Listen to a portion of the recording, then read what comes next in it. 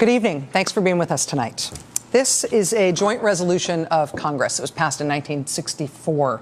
The signatures here, there's the Speaker of the House of Representatives, the President of the Senate, and down here, the big one, that is the signature of the President of the United States.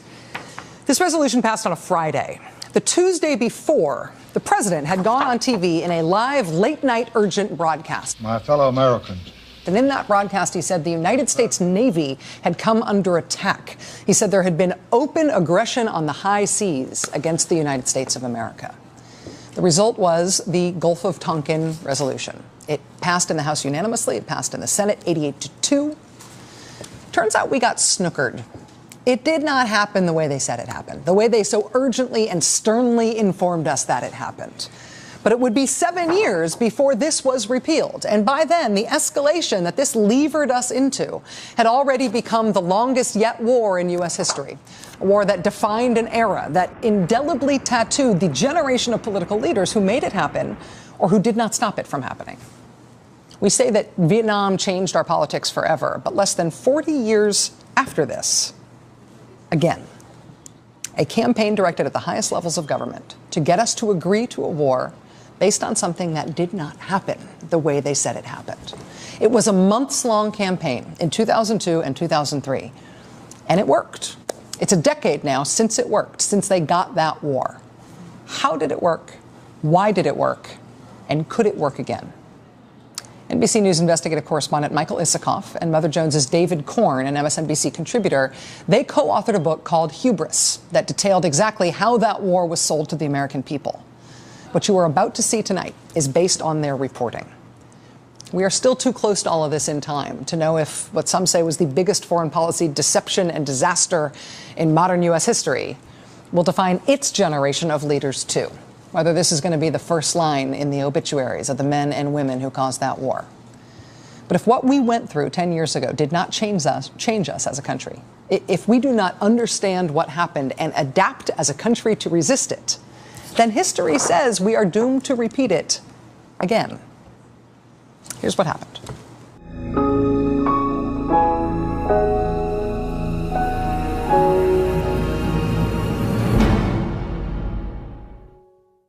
The people of the United States and our friends and allies will not live at the mercy of an outlaw regime that threatens the peace with weapons of mass murder.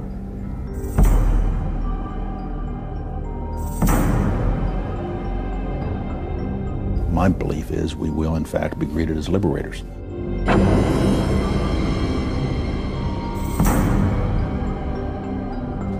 There's a lot of money to pay for this. It doesn't have to be U.S. taxpayer money, and it starts with the assets of the Iraqi people.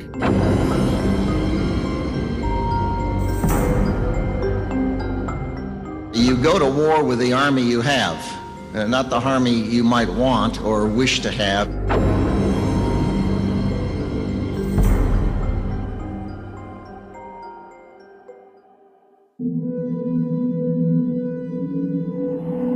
The search is underway for those who are behind these evil acts.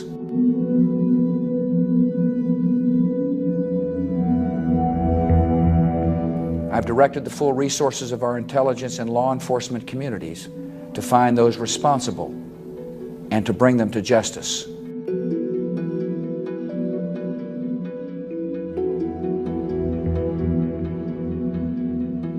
We will make no distinction between the terrorists who committed these acts and those who harbor them.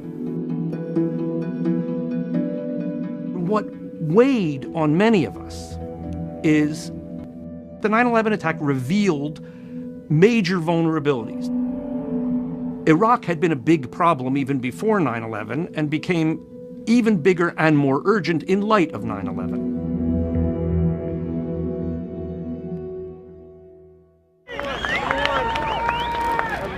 America's greatest national security failure since Pearl Harbor hurls its leaders into a massive national security response. And the people who knock these buildings down will hear all of us soon.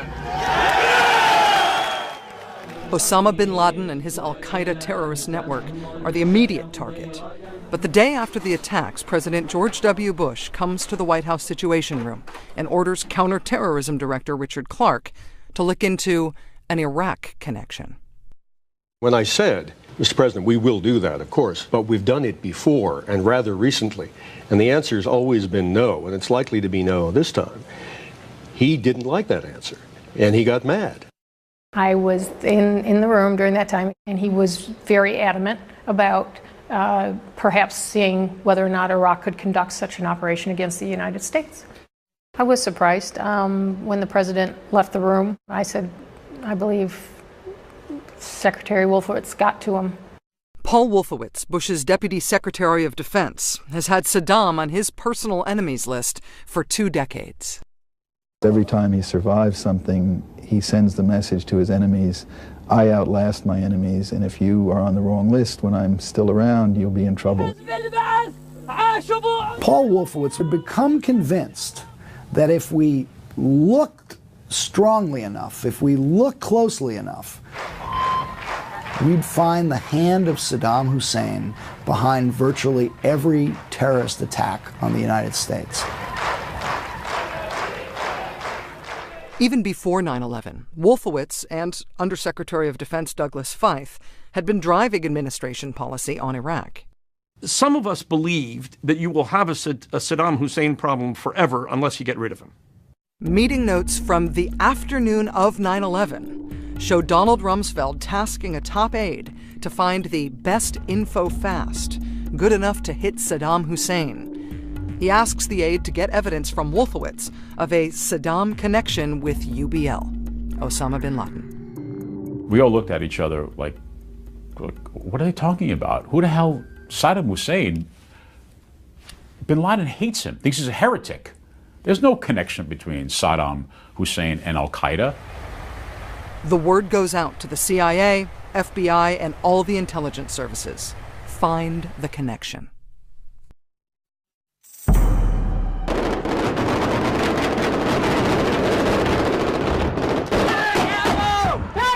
First, though, the war on terror goes to Afghanistan to capture or kill Osama bin Laden and destroy the Taliban regime that supports al-Qaeda. By November, the enemy is on the run, forced to flee into the mountains and across the border to Pakistan. But while bin Laden remains at large, Washington's attention turns to Iraq, to Saddam. I think the United States, since Desert Storm, has always had a various planning with respect to Iraq. Operation Desert Storm, also known as the First Gulf War. In 1991, following Iraq's invasion of Kuwait, a U.S.-led coalition of 34 countries drives Saddam's forces out of Kuwait and decimates the Iraqi army in 6 weeks. But despite that overwhelming victory, President George H.W. Bush faces criticism at home for not going all the way to Baghdad to rid the world of Saddam Hussein. I made very, very clear from day one that it was not an objective of the coalition to get Saddam Hussein out of there by force. Dick Cheney, his defense secretary at the time, supports the first President Bush's restraint. I think we got it right. The conversations I had with leaders in the region afterwards, they were concerned that we not get into a position where we were an imperialist power willy-nilly moving into capitals in that part of the world, taking down governments. After the Gulf War, Bush and his successor, Bill Clinton, send U.S. planes to provide air cover for vulnerable populations in northern and southern Iraq. The UN Security Council imposes harsh sanctions and sends in weapons inspectors to dig deeply for Iraqi WMD capabilities, weapons of mass destruction. This went on for years. At a certain point, unbeknownst to the weapons inspectors or anyone else other than Iraq, it turns out that we had pretty much accounted for the full system, but we didn't know that. In 1998, Saddam refuses to cooperate further, and the United Nations pulls out the weapons inspectors. Saddam virtually seals Iraq off from the West. In a 1998 letter to President Clinton, Paul Wolfowitz, Donald Rumsfeld, and other leading neoconservatives urged the president to take action to remove Saddam's regime from power. The neocons align with an urbane Iraqi expatriate named Ahmed Chalabi. Chalabi heads the Iraqi National Congress, a group of Iraqi emigres and defectors lobbying to get rid of Saddam. I say to you now that the opposition is united in its aim of getting rid of Saddam and establishing democracy in Iraq. He was a very impressive and effective spokesman for the Iraqi opposition to Saddam. A very slick operator who was skillful enough to convey the idea that he could step in as a new leader of Iraq. But that was totally divorced from realities on the ground. I, George Walker Bush, do solemnly swear that I will... When George W. Bush is sworn in January 2001, Rumsfeld, Wolfowitz, and Fife take the reins of Defense Department policy. Vice President Cheney has reversed course and now supports regime change in Iraq. Motive awaits opportunity, and for the Bush administration, 9/11 provides it.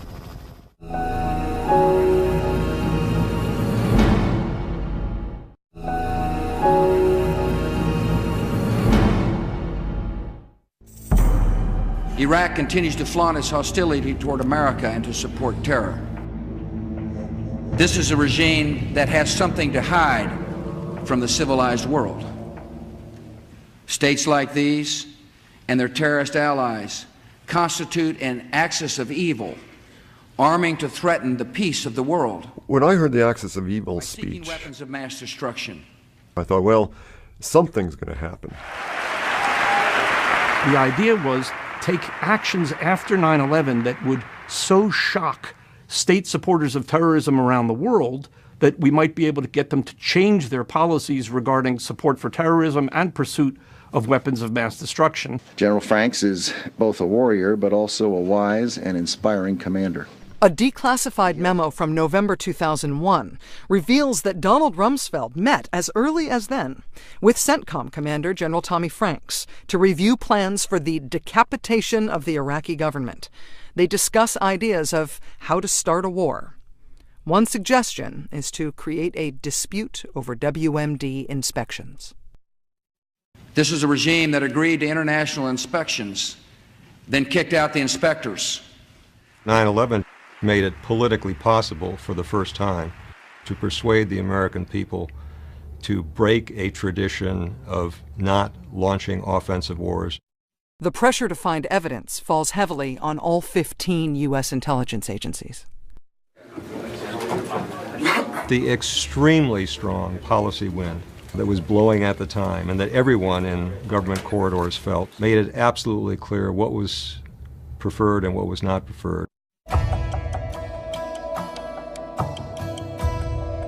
Atta, Mohammed Atta, leader of al-Qaeda's 9/11 hijackings.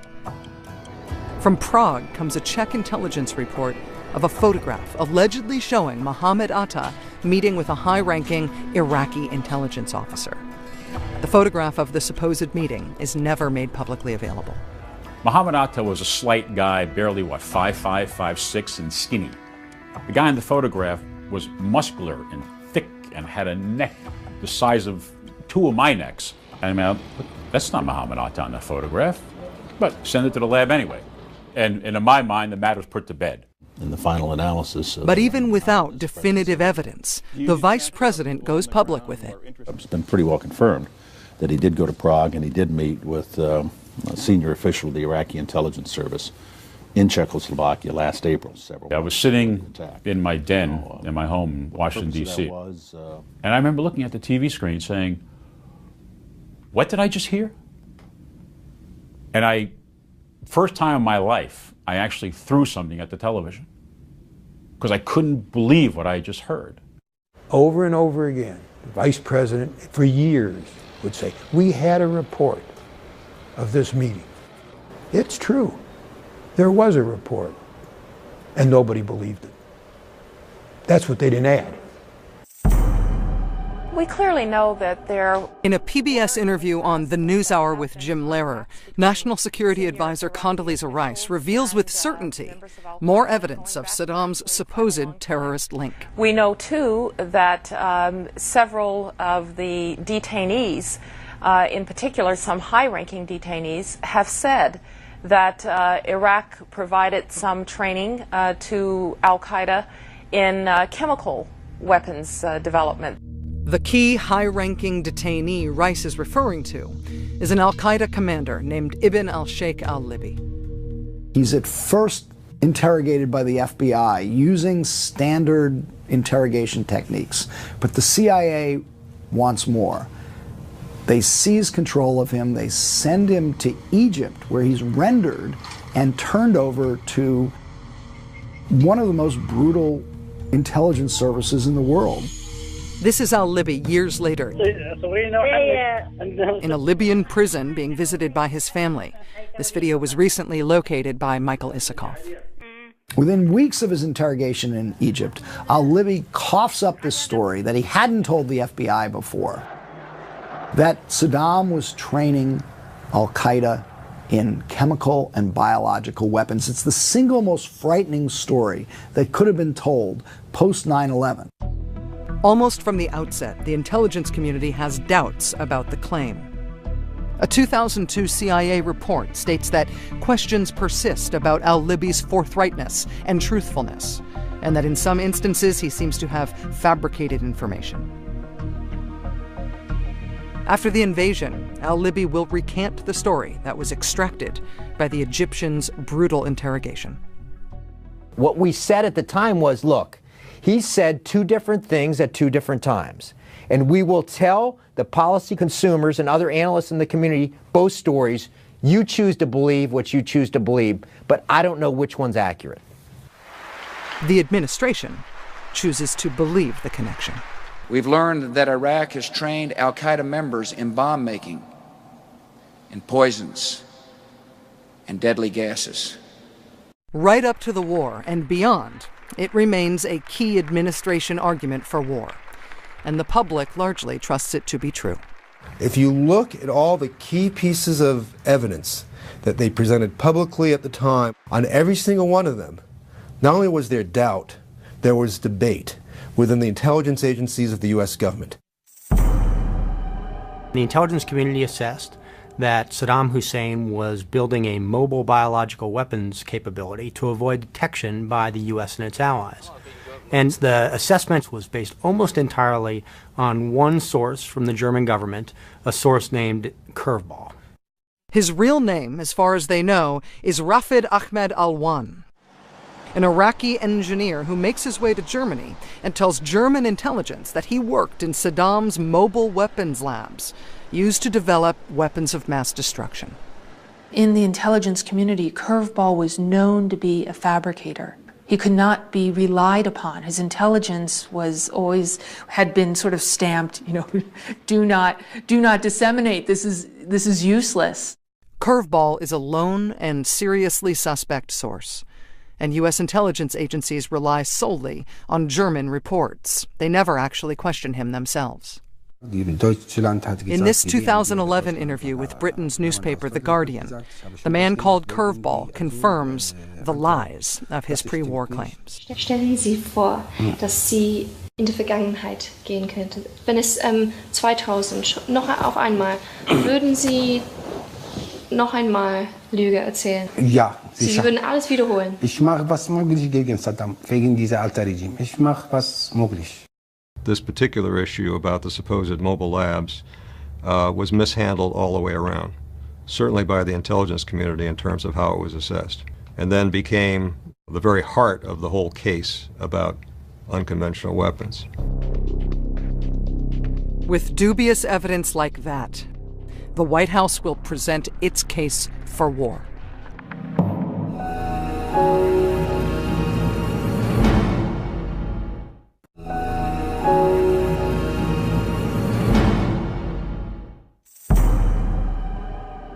The case of Saddam Hussein, a sworn enemy of our country, requires a candid appraisal of the facts. Simply stated, there is no doubt that Saddam Hussein now has weapons of mass destruction. There is no doubt that he is amassing them to use against our friends, against our allies, and against us. I had a seat at the stage next to the lectern where he was speaking. And I literally bolted at that. With our help, a liberated Iraq can be a great nation once again. Vice President Dick Cheney's speech to the veterans of foreign wars is the opening salvo of the Bush administration's effort to sell to the American people what White House insiders call the product. Thank you very much. It was a shock. It was a total shock. I couldn't believe the vice president was saying this. In doing work with the CIA on Iraq WMD, through all the briefings I heard at Langley, I never saw one piece of credible evidence that there was an ongoing program. And that's when I began to believe they're getting serious about this. They want to go into Iraq. 2 weeks after the speech, Cheney again makes his case on national television. What we know is just bits and pieces we gather through the intelligence system, but we do know with absolute certainty that he is using his procurement system to acquire the equipment he needs in order to enrich uranium to build a nuclear weapon.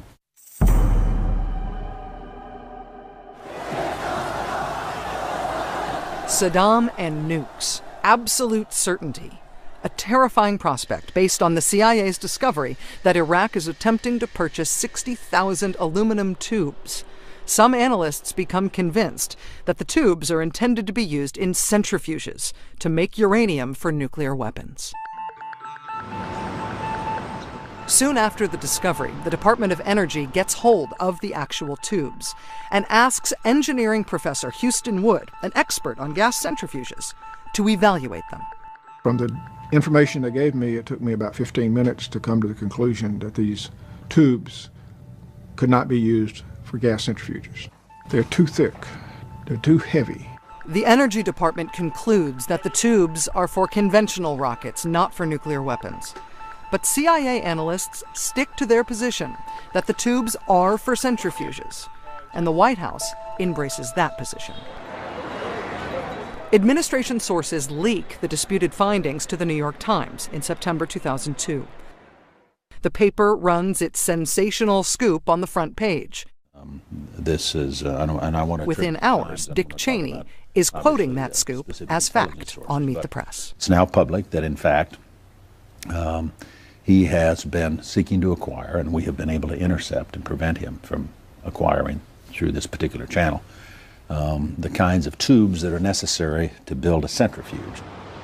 I called my friends in Oak Ridge and I said, "Are these the same tubes that we were talking about last year?" And they said yes. And I said, "I thought we put that to rest a year ago." United Nations inspections also... 4 days later, commemorating the first anniversary of 9/11, President George W. Bush repeats the claim at the United Nations. Iraq has made several attempts to buy high-strength aluminum tubes used to enrich uranium for a nuclear weapon. I think the Bush administration took a great deal of satisfaction in being able to cite the supposedly liberal New York Times in making their case for it. Absent the aluminum tubes, most of the community believes that there is no sufficient evidence to assess that there is a nuclear program. From the African country of Niger comes another nuclear alarm. Italy's military intelligence agency informs the CIA that it has the text of a contract between Iraq and Niger for Saddam to purchase 500 metric tons of yellowcake, a form of uranium suitable for nuclear weapons. Well, there were rather extensive written documents about the ways in which Iraq was negotiating to buy very significant amounts of uranium ore. But the State Department expressed how dubious they were about these documents and the likelihood that they were forged.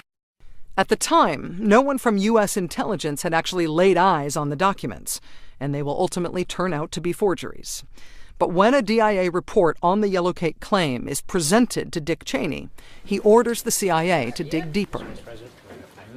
The agency sends to Niger a veteran diplomat with extensive experience in Africa, former Ambassador Joseph Wilson.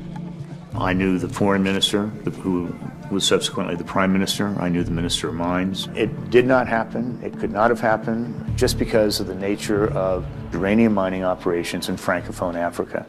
The French maintained control. The most important thing to know about the yellowcake story is that the CIA never believed it. But even as speculation, it is enough for administration officials to move ahead with plans to take out Saddam. National Security Advisor Condoleezza Rice goes on CNN to alert the nation. The problem here is that there will always be some uncertainty about how quickly he can acquire a nuclear weapon, but we don't want the smoking gun to be a mushroom cloud. What I was hearing and what I knew did not jive. I asked one time at Langley, am I crazy or is there no credible evidence of an ongoing program? And I had a former deputy director of CIA said to me, you're not crazy. But there are administration voices urging caution. Secretary of State Colin Powell and his senior staff, who, unlike their counterparts at Defense, are all former military men, they press to give a chance for sanctions to work, for inspections to keep Saddam in check. The concern was we hadn't finished in Afghanistan, and if we went to war in Iraq, we would take the emphasis off Afghanistan, which subsequently is exactly what happened. The administration has Saddam squarely in its sights. The time has come to persuade Congress to squeeze the trigger. One of the most serious responsibilities Congress has is to cast a vote to send a young man or woman to war to die.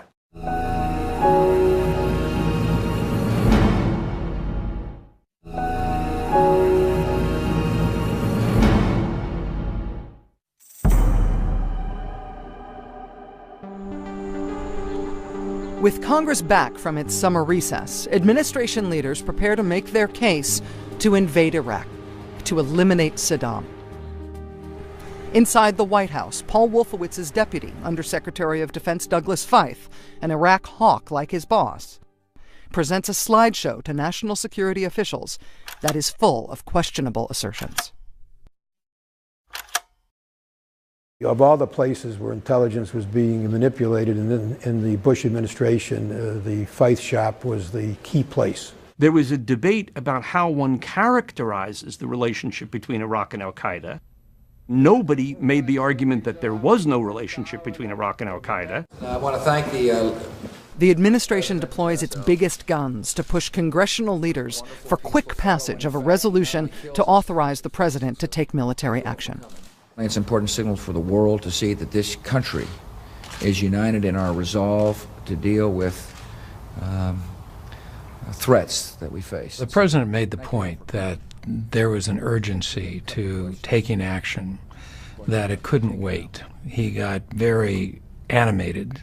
He used uncharacteristically profanity and used the middle finger to demonstrate Saddam Hussein's disdain for the United States and for him personally. A number of members of Congress, mostly Democrats, remain unconvinced. I'm still very skeptical about Saddam Hussein's intent and position. Nothing has changed the basis for that skepticism. The Senate Intelligence Committee requests a national intelligence estimate, a comprehensive summary of the evidence. NIEs are routinely delivered on intelligence issues, yet on this gravest of matters, none yet exists. In 3 weeks, the CIA pulls together what normally takes months. It is delivered just 7 days before the congressional vote. Now, aluminum tubes are interesting, and I know there's controversy associated with it. In my judgment, the CIA director, George Tenet, had become a political spokesperson for the administration.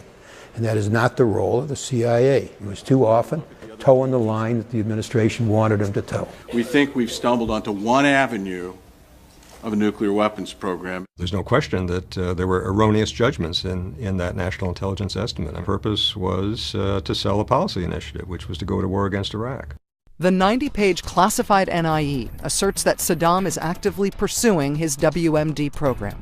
It cites the debatable intelligence on aluminum tubes, the yellowcake uranium purchase, and mobile weapons labs. But deep inside that thick document are strongly worded dissents that argue the evidence is weak, even wrong. The NIE is sent over to Congress. It's kept in a classified vault, and as far as we can tell, only about a half a dozen senators actually read it. Had they done so, they would have seen that it was filled with dissents. If I'd read the national intelligence estimate on Iraq, I probably would have I've done myself a favor by being better informed on the intelligence rather than listening to the administration. As a congressional resolution to authorize war is put to a vote, most Republicans stand solidly behind President Bush. The forces of freedom are on the march, and terrorists will find no safe harbor in this world. Democrats are deeply divided. It is wrong for Congress to declare war against Iraq now before we have exhausted the alternatives. I urge senators to go down on the Capitol Mall and look at the Vietnam Memorial. We were 2 months out from an election, and no one, Republican, Democrat, Independent, ever wants to be viewed as weak on national security. I will vote to give the president the authority he needs. The threat of Saddam Hussein with weapons of mass destruction is real. It is a vote that puts awesome responsibility in the hands of our president. And we say to him, use these powers wisely and as a last resort. In my heart, I knew that a no to the authority for the president was the right vote, but yet I was not strong enough to vote my conscience. Joint resolution is passed without objection. The vote is overwhelming. The margin is more than 3-1 in the Senate. It's more than 2-1 in the House. The president is officially given a free hand. The days of Iraq acting as an outlaw state are coming to an end. Powell walked into my office, and without so much as a fare-thee-well, he walked over to the window and he said, I wonder what will happen when we put 500,000 troops into Iraq and comb the country from one end to the other and find nothing. And he turned around and walked back in his office. And I wrote that down on my calendar, as close to verbatim as I could, because I thought that was a profound statement coming from the Secretary of State, former chairman of the Joint Chiefs of Staff. The march to war begins in earnest, and it is Colin Powell who gets the job of selling it to the world. What we're giving you are facts and conclusions based on solid intelligence. Anybody who says this was an intelligence-driven war, I believe, is mistaken. End stop.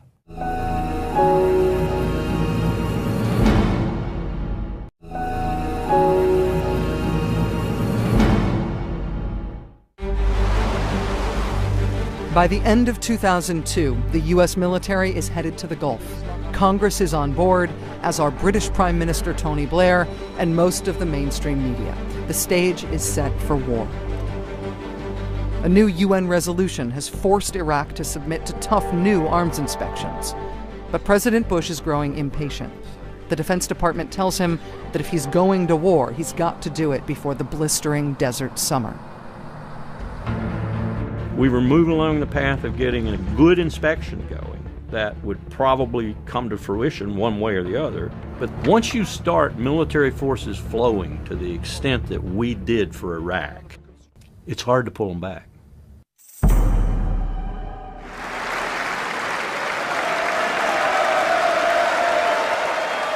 As the inevitable moves closer, President Bush re-argues the case and ups the ante with 16 infamous words in a State of the Union address.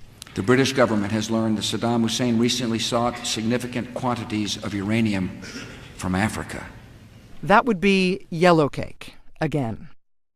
But by referring to a 6-month-old British white paper, the president does an end run around a claim discredited by his own intelligence service. It wasn't a matter of lying about this or lying about that, but rather through the artistry of speechwriters and case presenters, conveying an impression to the American people that certain things were true. It's a real sleight of hand, and I think it's kind to call that disingenuous. On the heels of the president's speech, the administration plays its ultimate trump card. It tasks Secretary of State Colin Powell, its most trusted public face, its most reluctant warrior, to make the case against Saddam at the United Nations. He's given a week to pull that presentation together. He walked in my office with a sheaf of papers in his hand, and he threw them down on my desk, and he said, that's the script of my presentation at the United Nations. Came from Vice President's office. It was junk. It was pure junk. I was in charge of putting it together. Powell and Wilkerson tear up the original 48-page script and start over with a team from the State Department and CIA. Director George Tenet suggests they base their presentation on the National Intelligence Estimate, which, unbeknownst to Powell, is a deeply flawed document. Still, he is wary. We went into a room, he slammed the door shut. He said, sit down. And he sat down. We were the only two people in the room. He looked at me and he said, "This bullshit of contacts with Al-Qaeda has got to be taken out. It's bullshit." And I said, "I agree with you. Let's take it out." Done.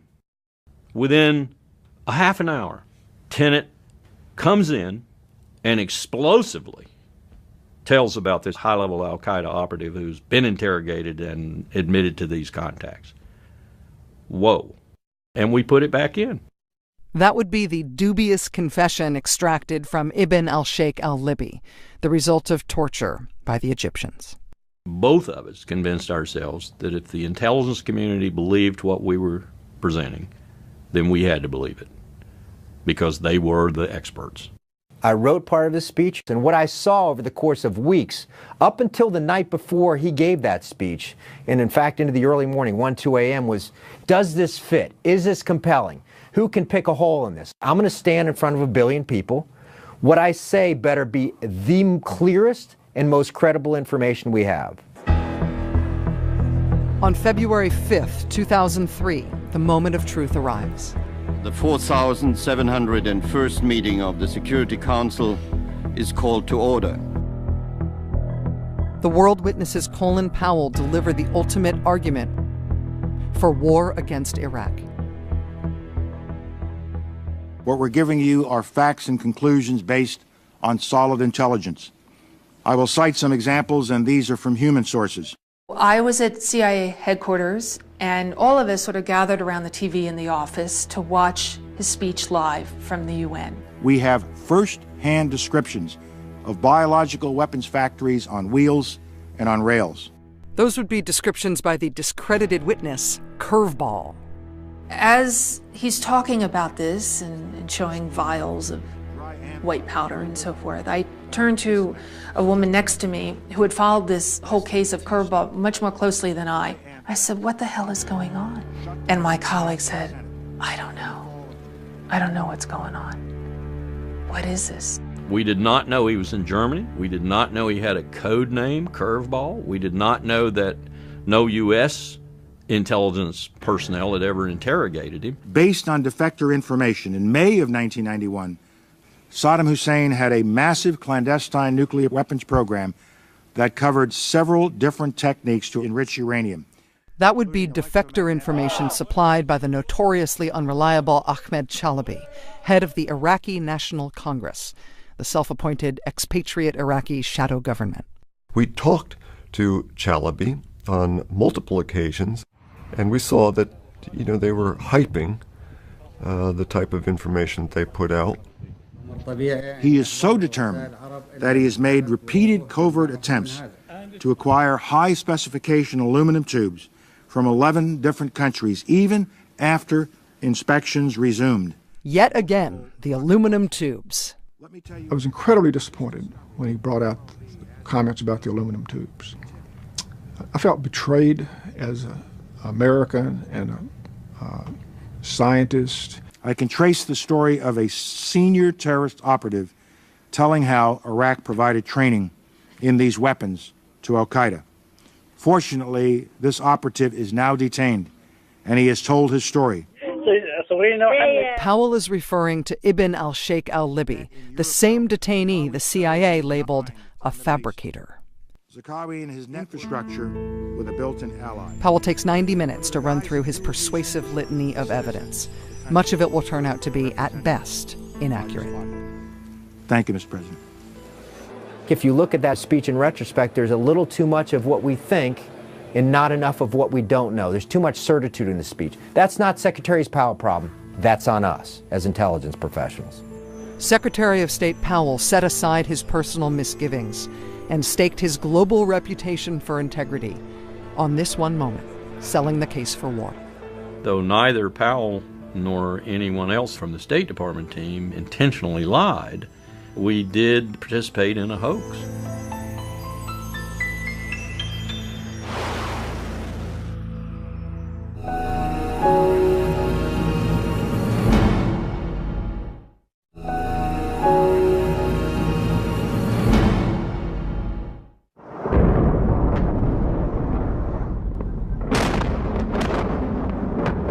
My fellow citizens, at this hour, American and coalition forces are in the early stages of military operations to disarm Iraq, to free its people, and to defend the world from grave danger.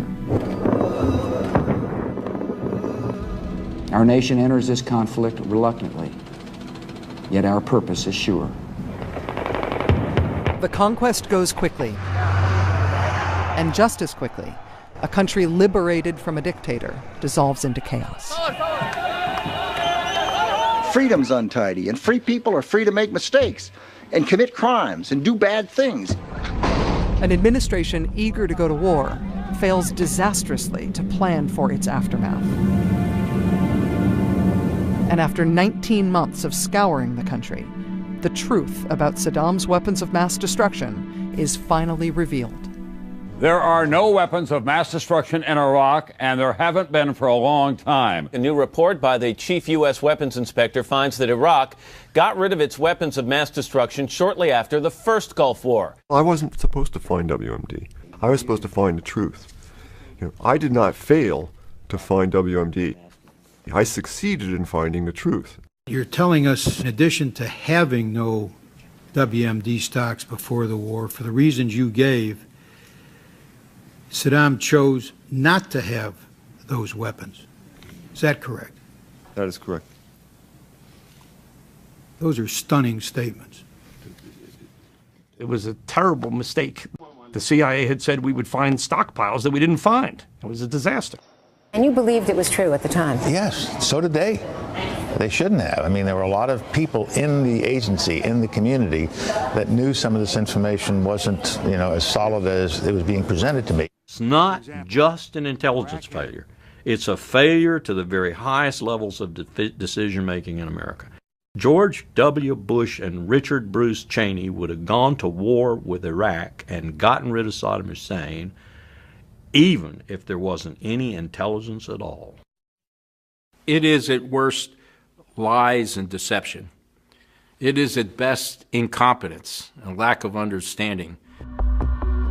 A lot of people who purposefully used extreme rhetoric to gin up popular support for the war, there have been no consequences for them. We sit here some 8 years later, 4,000 Americans lost their lives, maybe 100,000 Iraqis lost their lives. It cost about $1 trillion. Was it worth it? Did you give the right advice? I think I did. If you look back at the proposition we faced after 9/11, with respect to Saddam Hussein, we were very concerned about the prospects of terrorists like the 9/11 crowd acquiring weapons of mass destruction, biological agent or nuclear weapon that they could use on the United States. There's no question the news media didn't do its job during the run-up to the Iraq War. Far too often, the press simply accepted these sweeping assertions by the highest officials in the government without looking for the hard evidence to support it. I was more concerned about the politics of my decision rather than what is right and what is wrong. I have prayed to God many times that He would forgive me for sending His children to die in a war that never had to happen.